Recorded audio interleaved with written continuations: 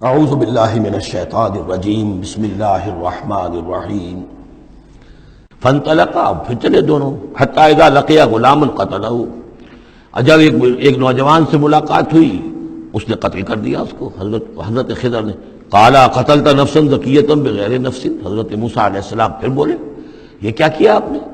ایک بے گناہ جان کو آپ نے قتل کر دیا اس کے بغیر کہ اس نے کسی کا خون بہایا ہو۔ لقد جئت شیئا نکرا، یہ تو آپ نے بہت ہی نامعقول حرکت کی ہے۔ قال الم انک لن تستطيع معي صبرا، اب انہوں نے بھی ذرا ڈانٹ کے انداز میں کہا الم اقل لک،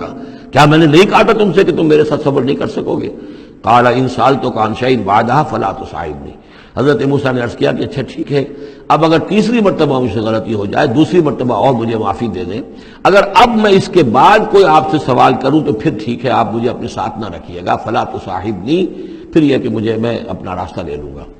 قد بلغت من لدنی عذرا، میری جانب سے آپ نے جو ہے حجت قائم کر دی ہے، اور آپ عذر جو ہے اب آپ کر سکتے ہیں کہ آپ میرے ساتھ مجھے اپنے ساتھ نہ رکھیں، یعنی خطا میری ہے۔ فانطلقا، پھر چلے، حتی اذا اتیا اہل قریۃ استطعما اہلھا، اور جب یہاں تک کہ وہ پہنچے ایک بستی والوں کے پاس، وہاں انہوں نے ان سے چاہا کہ وہ انہیں کھانا کھلائیں، مسافر جیسے ہوتے ہیں کہ بھائی ہم لوگ آئے ہیں، مسافر ہیں، آپ کی بستی میں آئے ہیں تو ہمیں کھانا کھلائیے۔ فابوا ان یضیفوہما، تو وہاں کی بستی والوں نے، وہ ایسے کچھ کٹھور اور شقی لوگ تھے، انکار کر دیا ان کی ضیافت سے، انہیں کچھ کھانے کو نہیں دیا۔ فوجدا فیہا جدارا، وہاں انہوں نے دیکھا ایک دیوار، یرید ان ینقضہ، کہ بالکل گرنے کو ہے، ٹوٹنے کو ہے، گرنے کو ہے۔ فاقامہ، تو وہ حضرت خضر نے اس کو سیدھا کر دیا، بنا دیا اور سیدھا کر دیا، مضبوط کر دیا۔ قال لو شئت لاتخذت علیہ اجرا، تو حضرت موسیٰ نے پھر کہا کہ اگر آپ چاہتے، یہ اتنے ناہنجار لوگ، انہوں نے مسافروں کو کھانا تک نہیں دیا اور آپ نے بغیر مزدوری لیے ہوئے ان کا کام کر دیا، ان کی دیوار سیدھی کر دی۔ لو شئت لاتخذت علیہ اجرا، آپ اس پر اجرت طلب کرتے ان سے، اور یہ جو اجرت سے جو ہے بہرحال ہم جو ہے کچھ نہ کچھ کھاتے پیتے۔ قال ھذا فراق بینی و بینک، کہ بس یہ اب میرے اور آپ کے درمیان اب علیحدگی کا وقت ہے۔ سأنبئک بتأویل ما لم تستطع علیہ صبرا، اب میں تمہیں بتائے دیتا ہوں اصل راز اور حقیقت ان چیزوں کا جس پر کہ آپ صبر نہ کر سکے۔ اما السفینہ، جہاں تک اس کشتی کا معاملہ ہے، فکانت لمساکین یعملون فی البحر، تو یہ ان مزدوروں کی ملکیت تھی کہ جو دریا میں محنت کرتے ہیں، جیسے کشتی ہے ادھر سے ادھر اتار دیا، دو پیسے لے لیے، ایک پیسہ لے لیا، یہ مزدوری کر رہے ہیں، ان کے لیے گویا کہ کمائی کا اور ان کی معاش کا یہی ذریعہ ہے۔ فأردت أن أعيبها، میں نے یہ چاہا کہ اس کو عیب دار کر دوں۔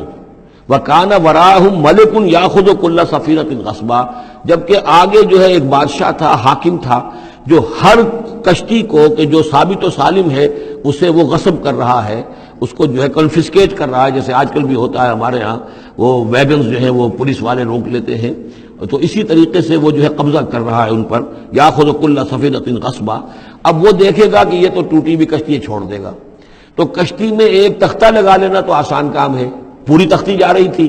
تو میں نے ایک تختہ جو ان کا جو ہے توڑ دیا ہے، تاکہ اسے ناقص سمجھ کر وہ بادشاہ جو ہے اسے ریجیکٹ کر دے اور اس کشتی کو نہ لے، تو ان مزدوروں کی پوری کشتی بچ جائے۔ ایک تختہ توڑنے سے تختی بچتی ہے، اور یہ سالم رہتی تختی تو پوری کشتی جا رہی تھی۔ تو میں نے ان کے خیر کے لیے کیا ہے، جس کو تم نے یہ سمجھا کہ شاید میں لوگوں کو ہلاک کرنے کے لیے میں نے یہ قدم اٹھایا ہے۔ وَأَمَّا الْغُلَامُ، اور جہاں تک اس لڑکے کا معاملہ ہے، نوجوان کا، فَكَانَ أَبَوَاهُ مُؤْمِنَيْنِ، اس کے والدین بڑے نیک اور صالح ہیں، والدین دونوں کے دونوں۔ فَخَشِينَا يُرْهِقَهُمَا طُغْيَانًا وَكُفْرًا، اب ظاہر بات ہے کہ حضرت خضر کو معلوم ہوگا کہ اس کے جینز اچھے نہیں ہیں، بڑے شرارتی قسم کے جین اس کے اندر ہیں، اور یہ جب جوان ہوگا تو یہ آوارہ ہو کر اٹھے گا اور بہت سخت ہوگا اور اپنے والدین کے لیے سوہان روح بن جائے گا۔ یرہقہما طغیانا و کفرا، ناشکری اور زبردستی کر کے ان کو عاجز کرے گا، ستائے گا۔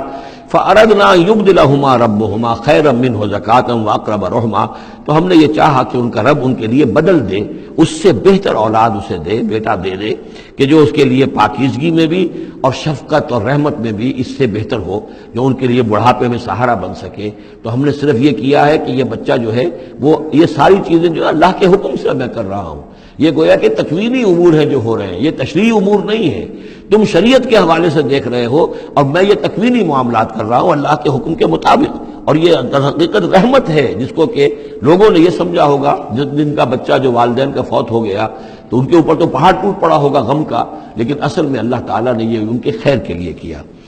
وَأَمَّا الْجِدَارُ، اور جہاں تک اس دیوار کا معاملہ ہے، فَكَانَ لِغُلَامَيْنِ يَتِيمَيْنِ فِي الْمَدِينَةِ، تو یہ دو غلام لڑکوں کی دیوار ہے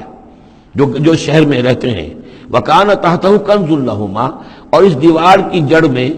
ان کے لیے ایک دفینہ ہے۔ وَكَانَ أَبُوهُمَا صَالِحًا، اور ان کا باپ جو ہے وہ بہت نیک آدمی تھا، باپ نیک تھا، وہ جو سمجھئے کہ کسی جوانی میں یا کوئی وقت جو ہے وہ اس کی موت کا وقت آ گیا، بچے چھوٹے چھوٹے تھے، اس نے کچھ اپنی پونجی جو ہے گھر کے اندر ایک دیوار کی جڑ کے اندر بنیاد کے اندر دفن کر دی، یہ بڑے ہو جائیں بچے یہ نکال لیں۔ اب چونکہ وہ نیک تھا لہذا اللہ تعالیٰ کی طرف سے اس کا اہتمام ہو رہا ہے۔ دیوار اگر اس وقت گر گئی ہوتی تو یہ خزانہ ظاہر ہو جاتا، اور ابھی وہ بچے جو ہیں وہ چھوٹے ہیں، تو لہذا یہ لوگ جو ہے بستی والے کتنے ناہنجار ہیں جنہوں نے ہمیں کھانے کو نہیں دیا ہے، وہ کیا یتیموں کے اس مال کی کا لحاظ کریں گے؟ وہ سارا کا سارا اس مال کو قبضہ کر لیں گے۔ تو میں نے وہ دیوار بنا دی ہے۔ کان ابوہما صالحا، ان کا باپ بہت نیک آدمی تھا۔ فاراد ربک لیبلغا اشدہما، تو آپ کے رب کا یہ فیصلہ ہوا کہ یہ دونوں بچے جو ہیں اپنی پوری جوانی کو، پختگی کو، بلوغت کو پہنچ جائیں، ویستخرجا کنزہما، اور پھر وہ اپنا خزانہ نکال لیں۔ رحمتا من ربک، یہ تینوں امور آپ کے رب کی رحمت کا منظر ہے۔ بظاہر جو بھی نظر آ رہا ہے تو دنیا میں جو حالات و واقعات ہو رہے ہیں یہ حقیقت دنیا کے اعتبار سے ہم اس کے ظاہر کو دیکھتے ہیں، اور ظاہر کے حوالے سے ہی دل گرفتہ ہو گئے، رنجیدہ ہو گئے، نقصان ہو گیا، یہ ہو گیا۔ ہاں اے فلک پیر جواں تھا ابھی عارف، کیا تیرا بگڑتا جو نہ مرتا کوئی دن اور، مرثیوں پر مرثیے کہے جا رہے ہیں، یہ سب کچھ ہوتا ہے، لیکن یہ کہ یہ پتہ نہیں ہوتا کہ اللہ تعالیٰ کی طرف سے جو بھی ہے وہ خیر ہے، اسی میں بھلائی ہے۔ تو بندہ مومن کا کام کیا ہے؟